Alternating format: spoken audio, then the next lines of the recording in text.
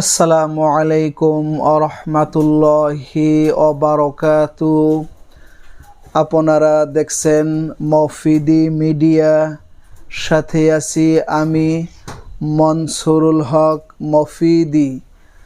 আজ আমরা সরাসরি পবিত্র কোরআন হাদিস রিসার্চ করে গবেষণা করে সুন্দর একটি তদবির, সুন্দর একটি আমল শিখে নিব।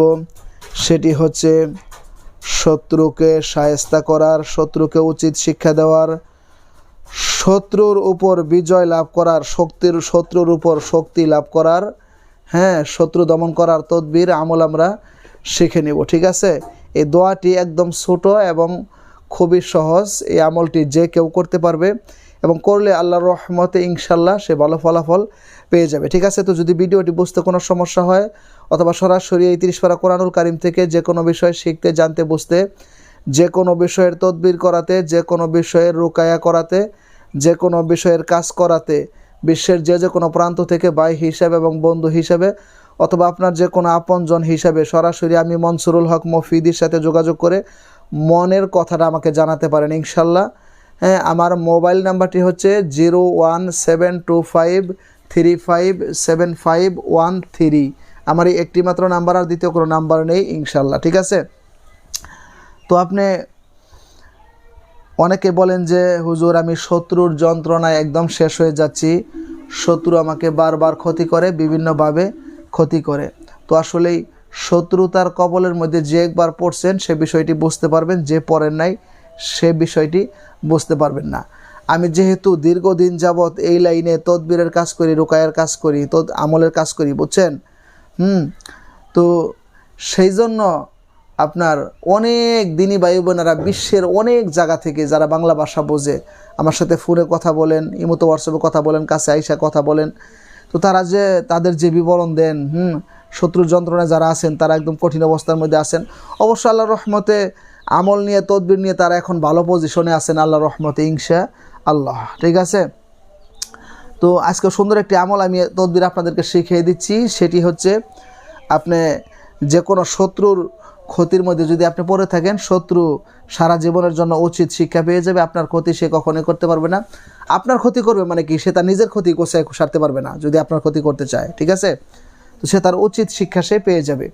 সেটি হচ্ছে অজু করে 2 রাকাত নফল নামাজ পড়ে সেখানে বসে কোনো কথাবার্তা না বলে 3 বার ইস্তেগফার পাঠ করবেন, আস্তাগফিরুল্লাহ আস্তাগফিরুল্লাহ আস্তাগফিরুল্লাহ। এরপরে 3 বার যে কোনো দরুদ শরীফ পাঠ করবেন। নামাজের মধ্যে দরুদ পড়ি, দরুদে ইব্রাহিম, সেটাও পাঠ করতে পারেন। এবং সাল্লাল্লাহু আলাইহি ওয়াসাল্লাম, এটা ছোট দরুদ, এটাও আপনি পাঠ করতে পারেন। 3 বার পাঠ করার পর এরপর আপনি এই শব্দটিকে আপনি 100 বার করে পাঠ করবেন। দোয়াটি হচ্ছে আল কাদিরু আল কাদিরু আল কাদিরু আল কাদিরু আল কাদিরু। আল কাদিরু এই শব্দটি কেনা বলতে পারবে, সবাই বলতে পারবে। 100 বার পাঠ করে শেষে 3 বার দরুদ শরীফ পাঠ করে। শত্রু যদি আপনার চিনা জানা থাকে তাহলে বলবেন অমকের ছেলে অমক বা অমক, সে আমার ক্ষতি করে। প্রথম তার জন্য হিদায়েতের দোয়া করবেন, আল্লাহ তাকে তুমি হিদায়েত দান করো, আমার ক্ষতি থেকে তাকে সরাই দাও। যদি তার কপালে হিদায়েত না থাকে তাকে তুমি চরম শিক্ষা দিয়ে দাও, শায়েস্তা করে দাও। ঠিক আছে, বা সে চরম শিক্ষা হয়ে যাক, শায়েস্তা হয়ে যাক, এটা মনে মনে খেয়াল করবেন। এটা হচ্ছে একটা সিস্টেম। আর একটা হচ্ছে আপনি চলতে ফিরতে যে কোনো সময় আল কাদিরু এই শব্দটি পাঠ করে আল্লাহকে স্মরণ করে শত্রুকে দমন করার যদি কথা খেয়াল করেন, তাকে শায়েস্তা করার কথা খেয়াল করেন, তার ক্ষতি থেকে বাঁচার কথা যদি আপনি খেয়াল করেন, এই শত্রু অল্প সময়ের মধ্যে ইনশাল্লাহ দমন হয়ে যাবে। আপনার ক্ষতি করা সে ছেড়ে দিবে, ক্লিয়ার কথা। যদি সে তারপর আপনার ক্ষতি করতে চায়, মনে রাখবেন তারই বড় ক্ষতি হয়ে যাবে, সে তার নিজের ক্ষতি গোছাইয়া সারতে পারবে না। ঠিক আছে, দেখবেন হঠাৎ করে এক সময় সে আপনার পায়ে এসে পড়ছে, সে নিজেই বলবে যে আমি তো আপনার এতদিন ক্ষতি করেছি, আমাকে আল্লাহর হস্তে মাফ করে দেন, আমি আপনার আর ক্ষতি করতে চাই না, আমি আপনার বন্ধু হয়ে গেলাম। ঠিক আছে, তো আমাকে ক্ষমা করে দেন। এই আমলটির এত পাওয়ার, এটার এত ক্ষমতা। ঠিক আছে, তো আমলটি আপনারা করবেন। যারা আমলটি করবেন তারা অবশ্যই কমেন্টস বক্সে আমিন লিখে যাবেন, ভিডিওটিতে একটি লাইক দিয়ে দিবেন। এবং আপনি যে কোনো বিষয় যদি জানার জন্য থাকে, শেখার জন্য থাকে, বোঝার জন্য থাকে, পরামর্শ থাকে, কিংবা যে কোনো বিষয়ের কাজও যদি করাতে চান, মনে রাখবেন ইউটিউব চ্যানেল মফিদি মিডিয়ার প্রত্যেকটা ভিডিওতে আমার ফোন নাম্বার, আমার মোবাইল নাম্বার দেওয়া আছে। সরাসরি আমি নিজেই কথা বলি, কোনো পেজ দিয়ে কথা বলাই না।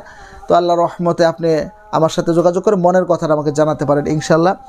এবং সেই সাথে শত্রুতার কবলে যারা আছেন, যারা ক্ষতির মধ্যে রয়েছেন, আল্লাহ তাআলা তাদেরকে হিফাজত দান করুক। এবং যারা দুশ্মনী করে, মানুষের ক্ষতি করে, তাদেরকে আল্লাহ তাআলা হিদায়াত দান করুক। তাদেরকে আল্লাহ তাআলা সুবুদ্ধি, সুজ্ঞান, হিদায়াত দান করুক, তারা যাতে অন্যের ক্ষতি থেকে বিরত থাকে।